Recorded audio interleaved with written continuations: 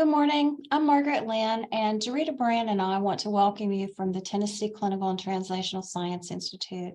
Today, our session is about the new NIH data management and sharing policy, which goes into effect in 2023. This session is being recorded and will be available on the Tennessee CTSI website soon. And I've placed that address in the chat function. I think Jess and Sarah will probably give you an address on how to find it on the library website. Please use the Q&A function to ask questions, and those will be asked at the end of the session. As always, you will receive an evaluation of the session by email within a few days, and at the end of that evaluation, you will be able to download your certificate of attendance. If you are calling in, please email me at mlynn@uthsc.edu to receive your certificate. Our speakers today are Jess Newman-McDonald and Sarah Newell, both assistant professors at UTHSC Health Sciences Library. Jess Newman-McDonald is the Research Data and Scholarly Communications Lead at the UTHSC Health Sciences Library. Along with Sarah Newell, Assessment and Data Services Librarian, they provide research data support services to UTHSC investigators. Their recent focus has been the new NIH DMSP, and they are currently working on an IRB-approved study investigation researching needs and perspectives around data sharing. And I'll turn it over to Jess and Sarah now. Absolutely. Thank you, Margaret. And it's good to see everybody. I see you've got quite a few participants. So I did want to mention the Q&A function is probably the easiest way to handle questions moving through this. Sarah and I will be monitoring that. So feel free to pop them in there and we'll get to them at the end. If they are particularly pertinent or we aren't receiving too many questions, then we may try to sprinkle them in as they come up during the presentation, but that's probably the most organized way to handle this. So I'm going to start us off with a poll, get an idea of where everybody's coming from. So you should be seeing that now if you're on Zoom. But just looking at how familiar you are with the NIH data management and sharing policy. So that's what that DMSP stands for.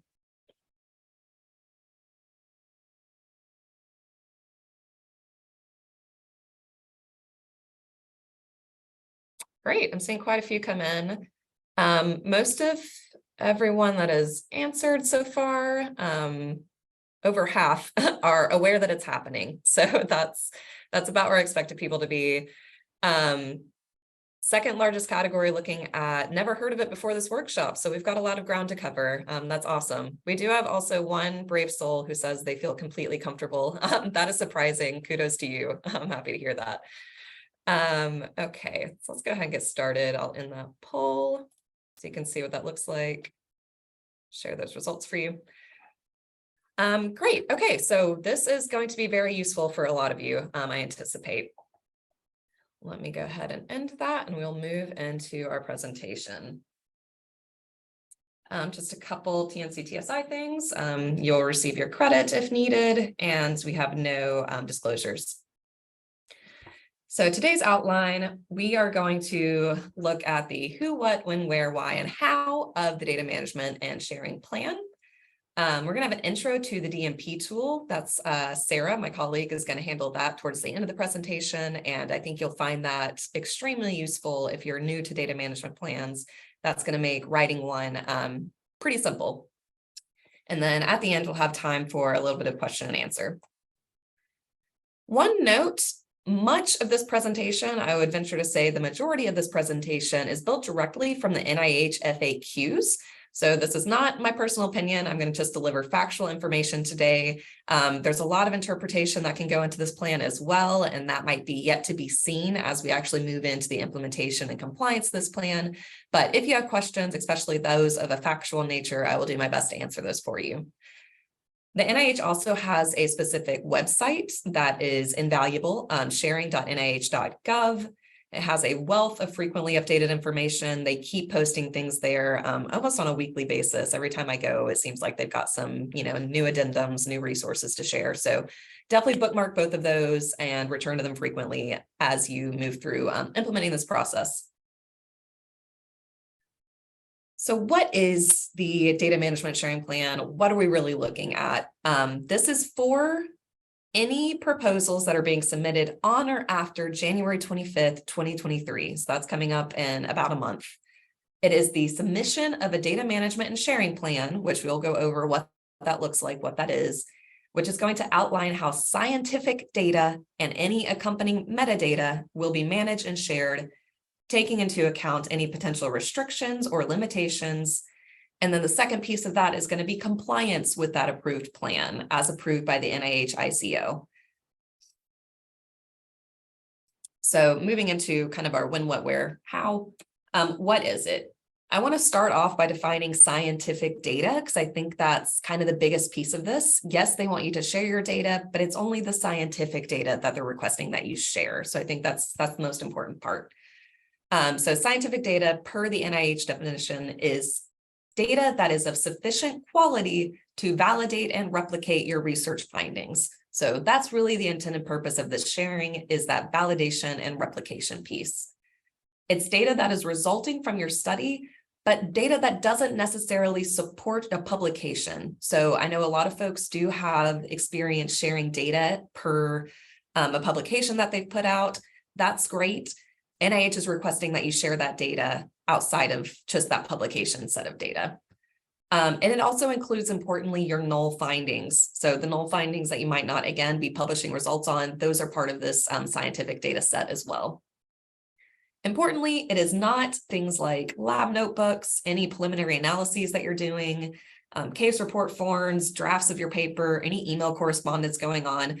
Those things are not scientific data. Those things are not what needs to be shared per this policy. So what do you actually need to do? What is this new plan, this new policy requiring of you, the researcher?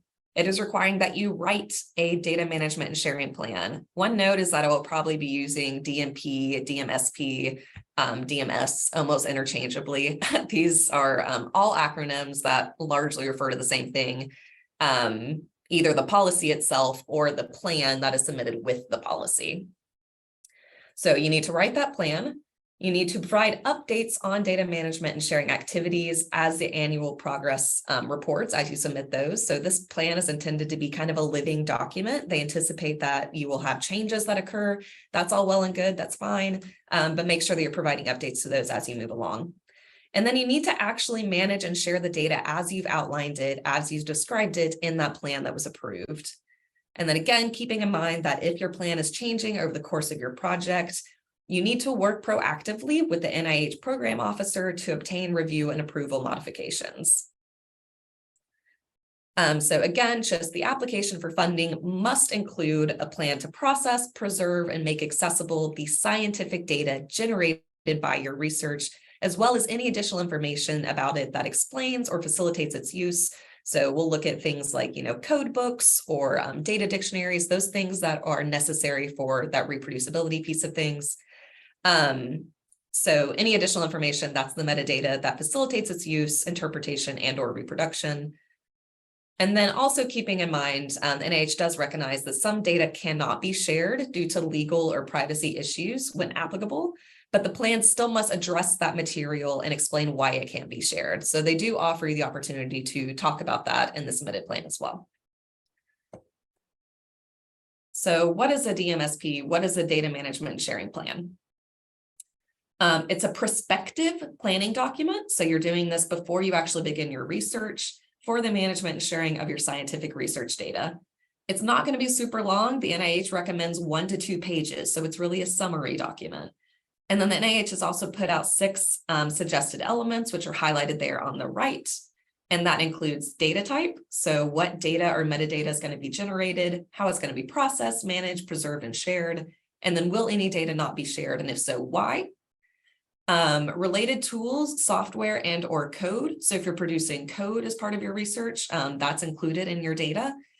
And what code software needs to be available to support reproducibility, how can they be accessed, how long will they be available? Standards, so this largely is in the documentation and metadata piece of things, but what standards are going to be applied to the data or associated metadata? And if there's no discipline consensus around data standards, consider committing to general and interdisciplinary standards So this is all really for interoperability, making things that are standard, reproducible, understandable across multiple folks, multiple domains, and not reproducing effort. Data preservation, access, and associated timelines. What repository will be used? We'll see in a minute that the NIH has put out a list of recommended repositories, both discipline specific and generalist. And then at the UTHSC library, we can actually help you with assessing and locating a repository that's appropriate for your data. Thinking through how it's going to be findable, identifiable, and when it's going to be made available and for how long. A note on that we'll come back to when we look at the when category, but the NIH does require that your data be shared as soon as possible, no later than the time of a publication or the end of the grant period, whichever one comes first. Thinking about access, distribution, and reuse, are there any limitations or restrictions on data sharing that you need to be thinking about ahead of time?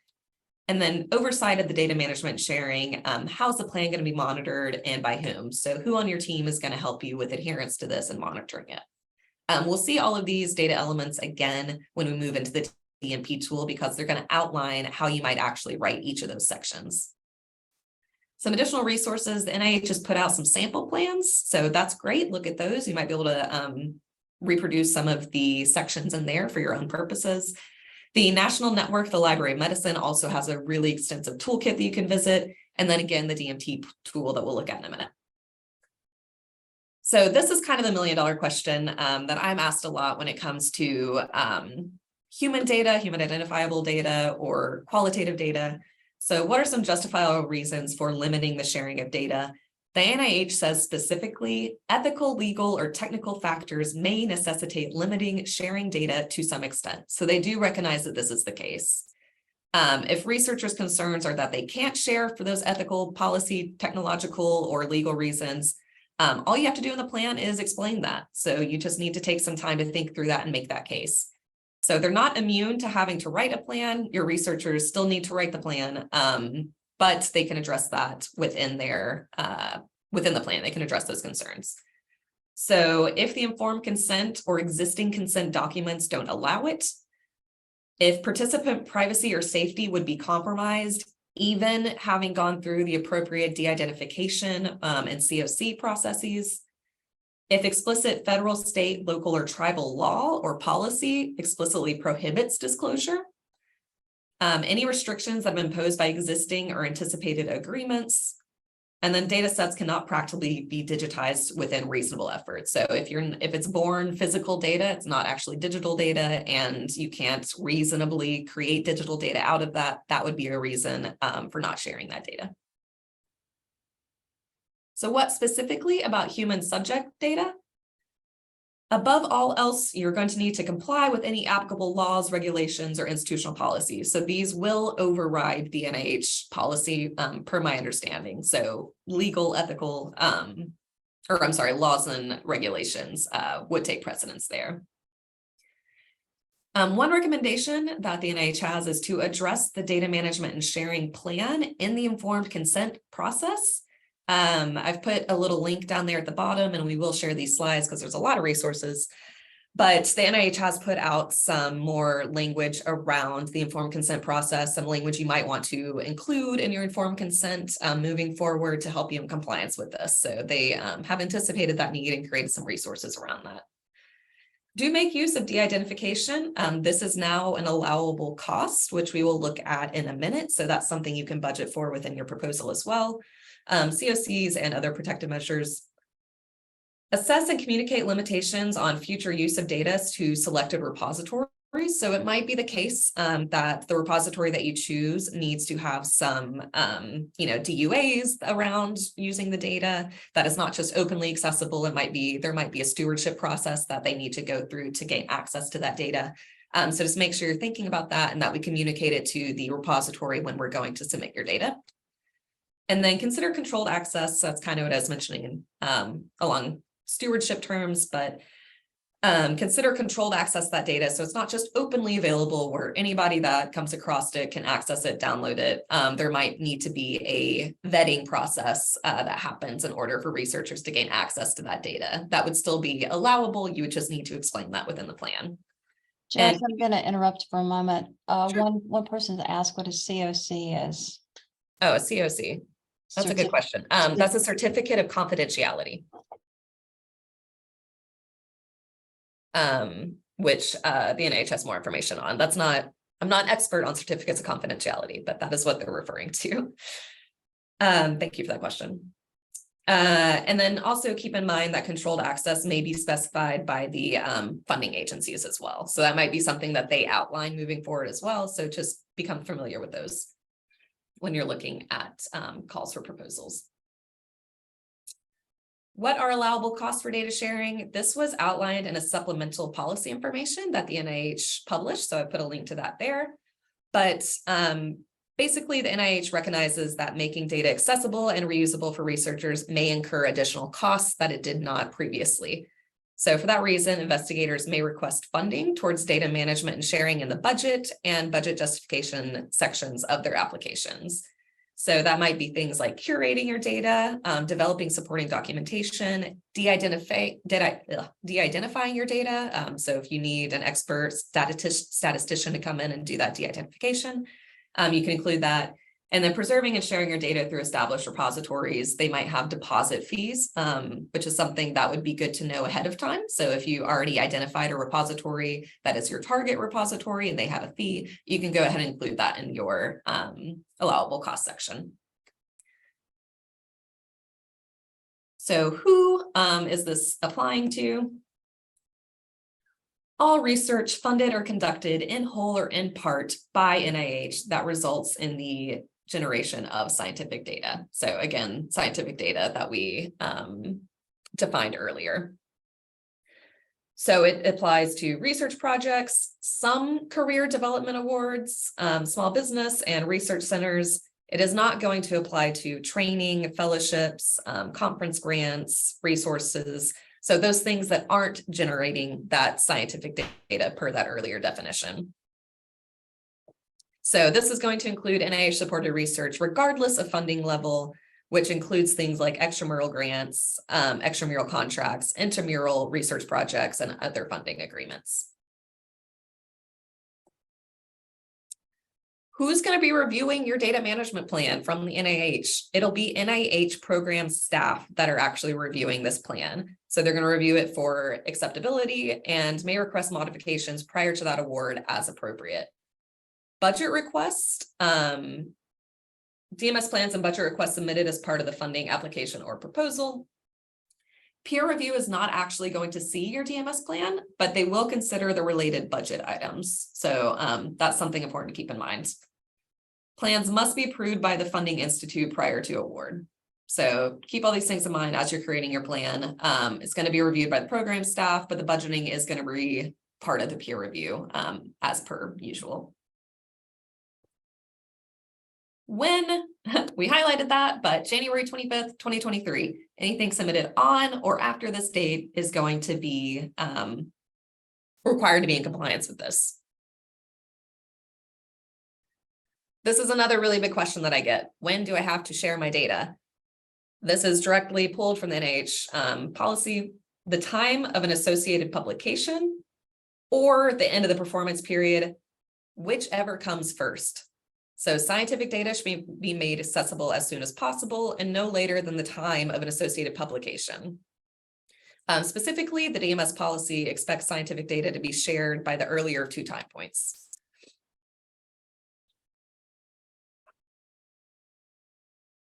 And keeping in mind that if you do share data with an associated publication, that you will later need to share the data that wasn't a part of that publication. So they do expect that not only the publication data is shared, but your null findings and the data that wasn't included in the publication.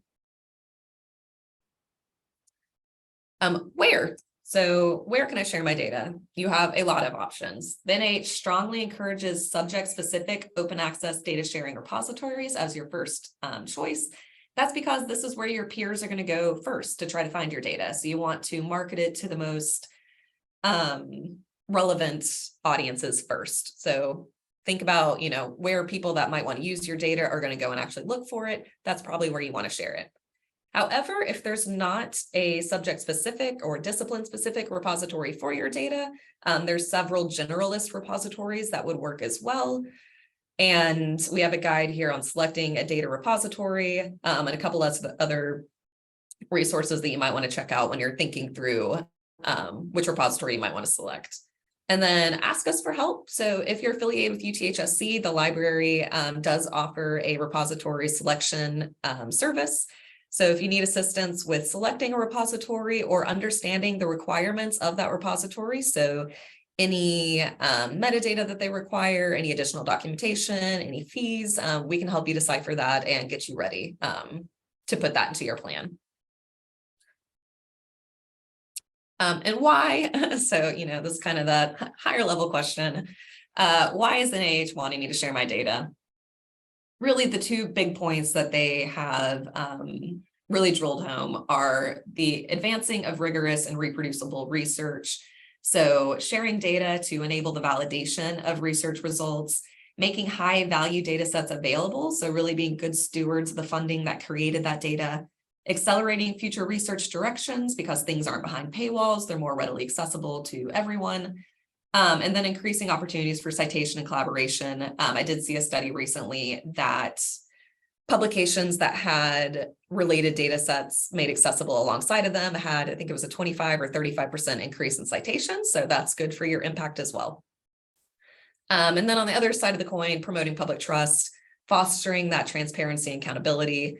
Again, demonstrating good stewardship over taxpayer funds, maximizing research participants' contributions. So thinking about the people that have partaken in your study and making sure that their efforts, gets as far as possible. And then support appropriate protections of research participants' data. Okay. How? So a couple how questions. How does the new policy fit with existing NIH policies? For example, the genomic data sharing, which has been around for quite some time now. So genetic researchers probably are well-versed in a lot of these things. But the DMS policy is intended to be foundational and it can be built upon. So this is kind of a baseline policy for NIH, and then more specific policies would build upon this and you would need to comply with those. So clinical trials, large-scale genomic data, those requirements continue to apply as well. If another policy has more detailed expectations, those expectations should be followed in addition to the DMS policy. And then always consult with the funding NIH ICO for additional assistance with compliance. Your program officer is going to be your best friend when it comes to answering some of these specific questions that you might have. How will non-compliance be handled? This is what I have heard so far. So this might change. This is one of those things that when people start actually submitting plans and doing this work, this might shift. But so far, non-compliance may result in the NIH ICO adding special terms and conditions of award, or worst case scenario, terminating that award. And there's the possibility that it may impact future funding. NIH will monitor compliance over the course of the funding period. So again, this is going to kind of be iterative. They're going to be in communication about this, making sure you're staying in compliance, and any changes that you might need to make should be pushed through for approval. And then for contracts, non-compliance will be handled in accordance with the terms and conditions and applicable federal acquisition regulations. How can you get help? The library at UTHSC has a whole section of library research data services. That's my email right there. You can contact me anytime for any of these things or beyond. So DMP review, you can submit that directly through the DMP tool. If you are a UTHSC researcher, Sarah will show you how to do that. We can also provide personalized instruction and consultations on using the DMP tool. Locating data for reuse. So if you are wanting to reuse data in your research project, or potentially, have students that want to research or use research data rather than creating their own, we can help you find appropriate data for that. Data repository selection and evaluation, which I was talking about earlier. And then data citations, especially as they relate to your research impact assessment. So research impact is another service that we also offer for both individuals and groups. There's also other UTHSC research support services that I've highlighted in that LibGuide right there. I think Sarah might put a link to that in the chat, but again, all these links will be on the slide deck as well. And then outside of UTHSC, so all of our researchers coming to us from other institutions, Luckily, the NIH and related organizations are putting out a ton of information about this. There's no shortage of materials, toolkits, use cases that you can explore, which I've highlighted there. Again, the biggest one is that data sharing website that I mentioned earlier and that FAQ section. But that NNLM toolkit for the NIH data management sharing policy is also huge. That's the National Network to Library Medicine. Libraries love creating helpful resources, so they put a lot of work into those, and I definitely recommend that you check that out. And there's a couple of videos that are put out by the NIH as well that might contain more information about this. So key takeaways, taking a breath. This is the final portion of this section. But these are really the things that I want you to leave understanding. The policy requires you to write a plan and comply with that plan. Limited or non-sharing may be justified. You just need to justify it within the plan. NIH expects you to maximize the amount that you share within the limits of the law. The DMSP is not scored. It's really reviewed for completeness. The plan is a summary. It's only 2 pages long. It shouldn't be that onerous, but they do want you to think about some of these things ahead of time. The plan is a living document. It will likely change. That's okay. That's expected. Just, keep in conversation. And then when in doubt, always contact your program officer. They can answer a lot of these specific questions. Okay. So that is the end of that, and I'm going to stop my share and turn it over to Sarah to talk about the DMP tool.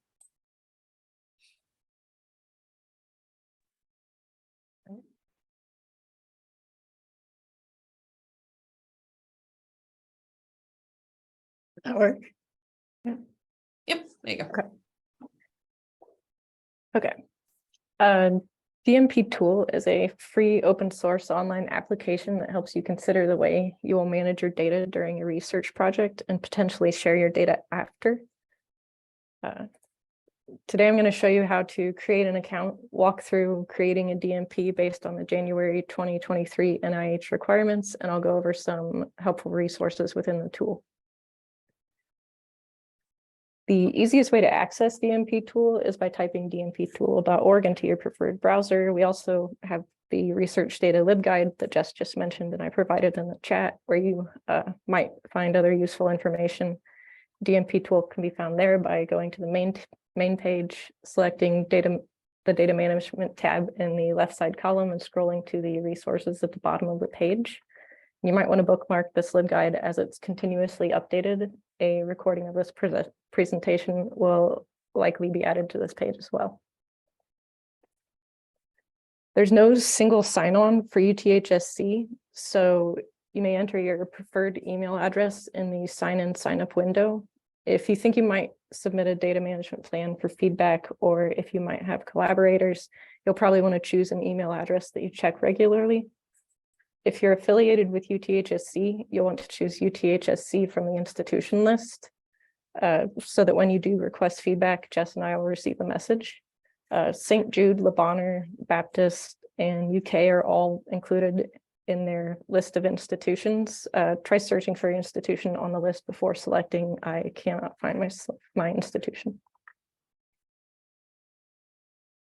Once you've successfully signed on or created an account, you'll see a dashboard that looks a little like this. If you've selected UTHSC as your institution, you'll see the logo in the upper left.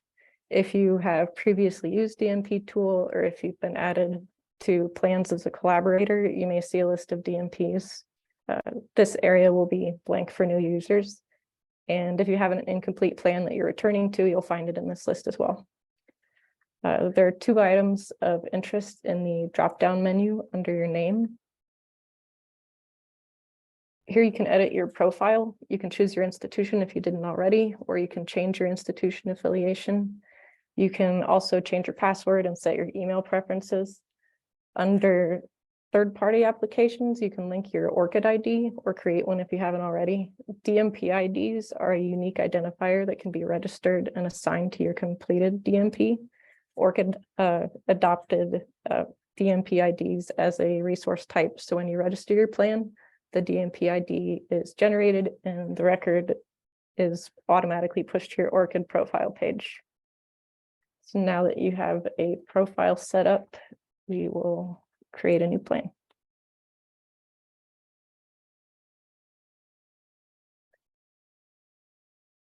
From the dashboard, we're going to click the Create a Plan tab. There's also a button down here on the lower left.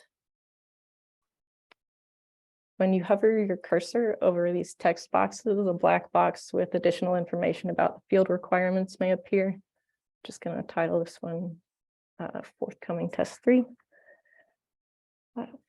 To create a test plan, select the box on the right, the mock project for testing, practice, or educational purposes. Your research or organization will auto-populate based on the institution you've already affiliated yourself with. This can be changed here, or no institution or organization can be selected on the right. For the funder, I'll use the NIH. You just start typing and a list of suggested funders will appear. And again, you can choose no funder on the right. And because the NIH has multiple DMP templates, you will choose from this list. We'll go with the forthcoming plan. Once you click Create Plan, you'll be taken to the first tab of the template for your selected funder's plan. And as far as I can find, the tabs at the top here, they remain the same for every template, but the contents of some tabs change depending on the funder and the template you've chosen. In project details, again, the text fields show additional guidance when hovering the cursor over them. Project details is where you summarize your research project, select the domain, add dates for the project start and end. Toward the bottom of the page, selecting these check boxes creates new text fields. If you have research output, ethical concerns, and protocols, you can add them here. And if you can't find your funder, from the suggested list, there's a box to add your funder. Hitting save allows you to come back and finish the DMP at any time. In the collaborators tab, you can add contributors. You can add their emails, ORCID IDs, affiliation, and their role in the research project. You may also invite collaborators and set their permissions for viewing or contributing to the DMP by adding their email addresses here. If your collaborator does not have a DMP tool account, they will receive an email inviting them to create one so they can read or edit the plan. And within DMP tool, it looks like they're defining contributors as those who may be on your research team, and collaborators as those who may be writing the data management plan with you. Write plan is where you'll add the bulk of the information for your plan. The sections below may look different depending on your funder. Each of the 6 sections includes the number of completed subsections, and we'll expand all.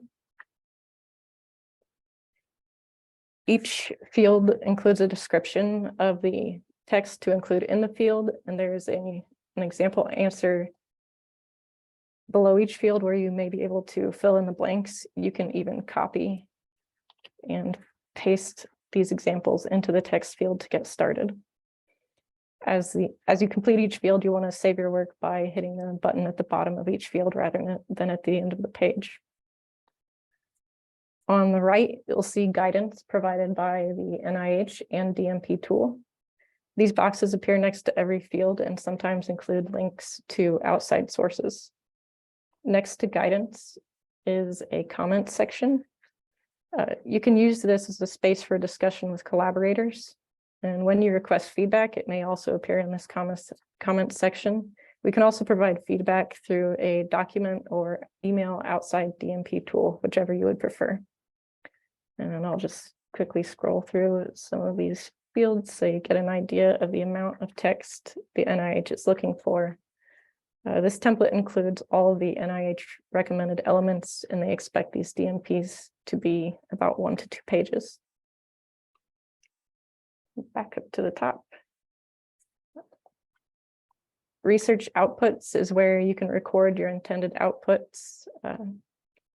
You can select the type of data, describe it, note if it has any sensitive or personally identifiable information.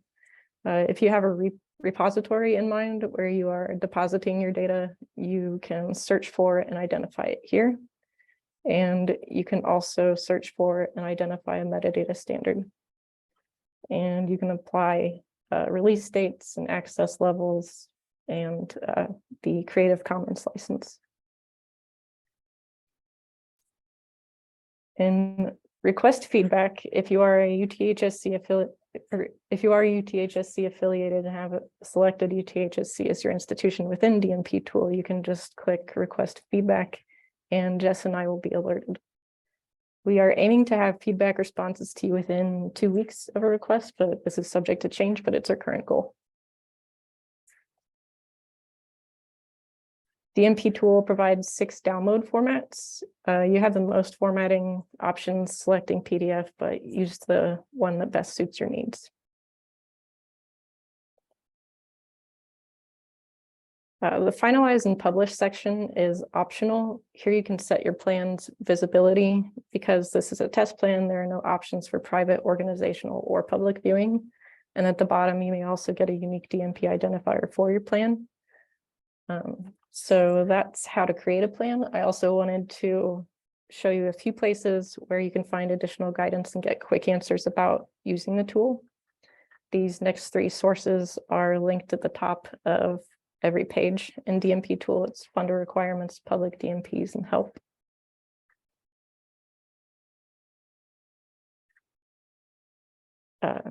In funder requirements, DMP tool provides access to a little over 40 templates based on funder policies. For each organization, there's a downloadable document that describes the content that should be included in each section of the data management plan. Some of the funder links guide you to additional information usually found on funder websites. And from this plan, you can find your funder and follow the link in the create a new plan column. Selecting the link here will automatically add the funder's title and form and take you to a template provided by the funder.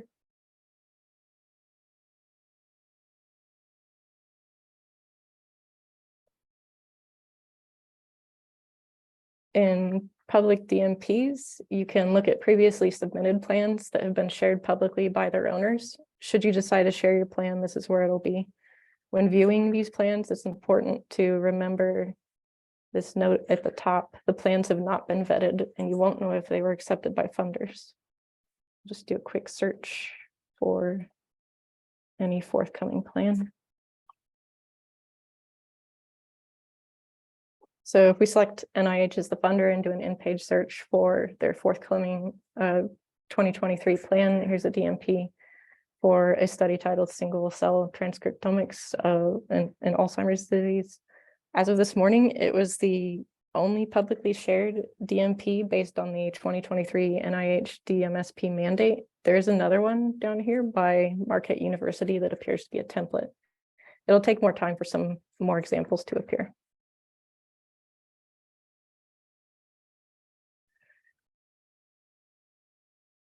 Help is self-explanatory, but I wanted to point a few things out.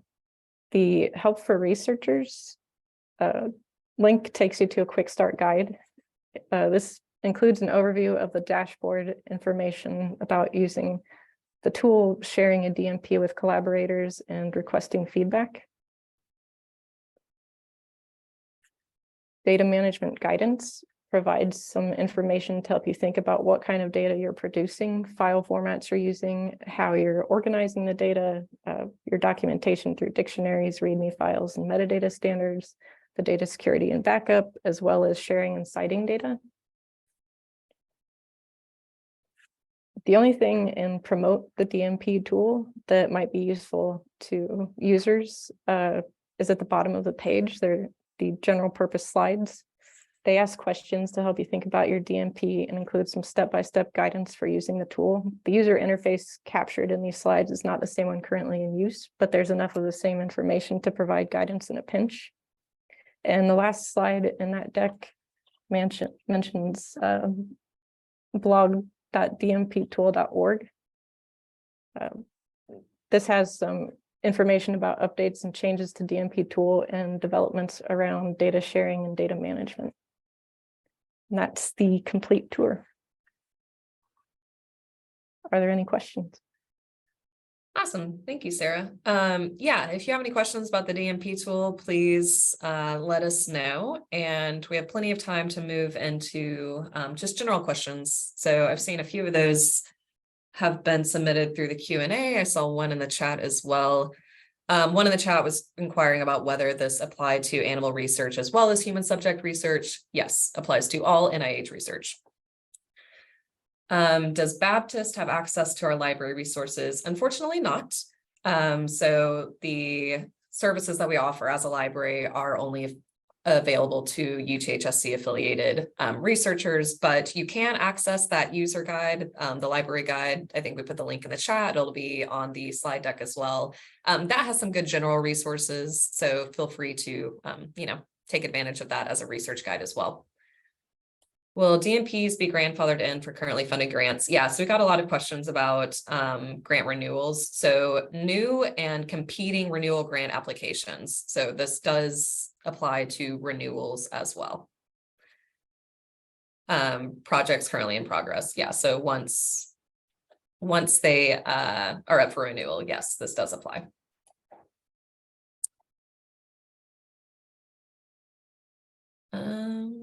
I think that's all the ones that I saw.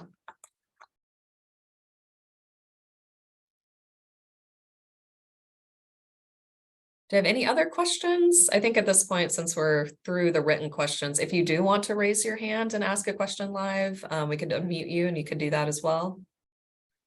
Jess, I see one. I don't know whether you saw it or not. What happens if a grant is recommended for award by the study section, but the DSMP is considered inadequate?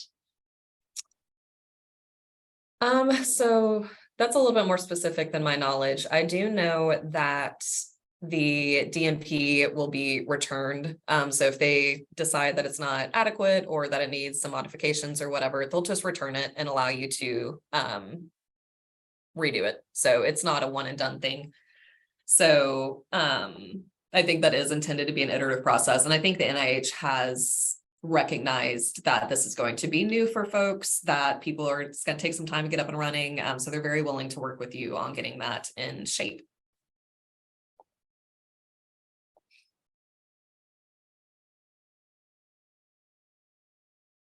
Yeah, okay, do we have, I saw a raised hand for a minute, but it went away.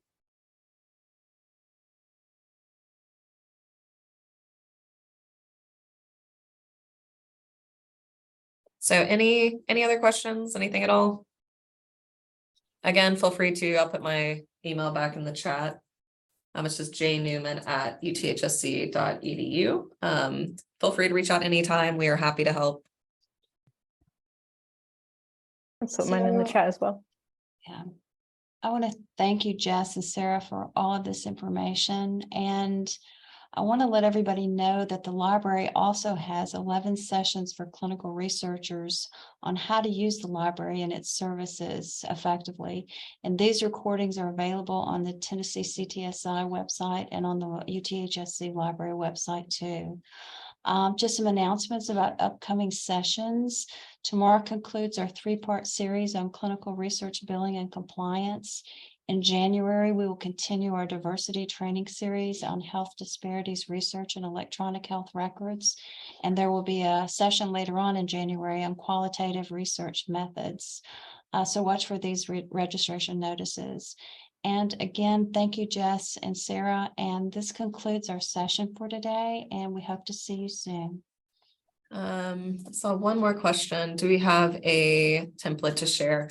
The DMP tool is going to be great for that. So I do recommend that you go check out the DMP tool because it is basically a template that you would fill out with additional guidance. So they have a lot of resources that are over there on that side panel to help guide you through that. And this is a long link, but here the NIH has also put out some examples of data sharing plans. So that is a link that's included in that slide deck as well, which we will share, but there are plenty of example templates out there. Yeah.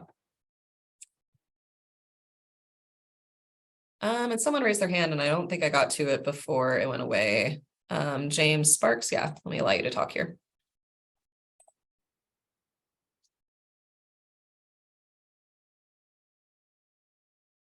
Yeah, James, did you have a question? Yeah, can you hear me? Yes. Okay, great. I work at St. Jude, but there's been some mention of sharing links in the chat, but I'm not able to see those. Can those be shared outside of this talk with people? Yeah, those will all be in the slide deck as well. I'm wondering, Okay. maybe, I think some hospitals have some firewalls that maybe Okay. are Okay. protecting you from seeing outside links, but Thank okay, you. Thank that's you. good to know. Thank you. Yeah, we'll make Yeah, sure they're no in the problem. slide deck.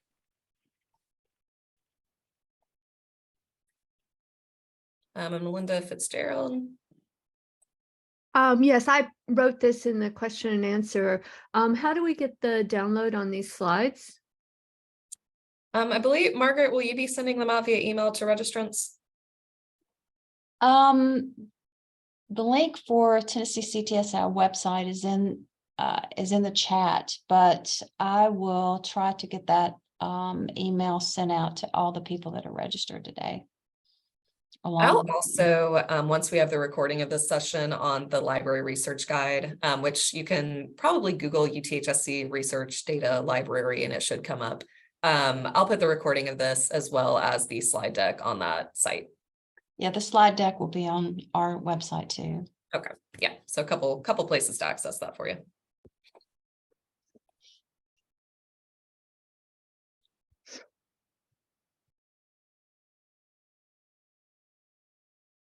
One more question I saw, how much are budgets expected to be for these? I'm not positive, so that's a good question. I do know the allowable costs, so the NIH has written something up about that, but that would probably be a question for a program officer. Yeah, I'm not positive on that.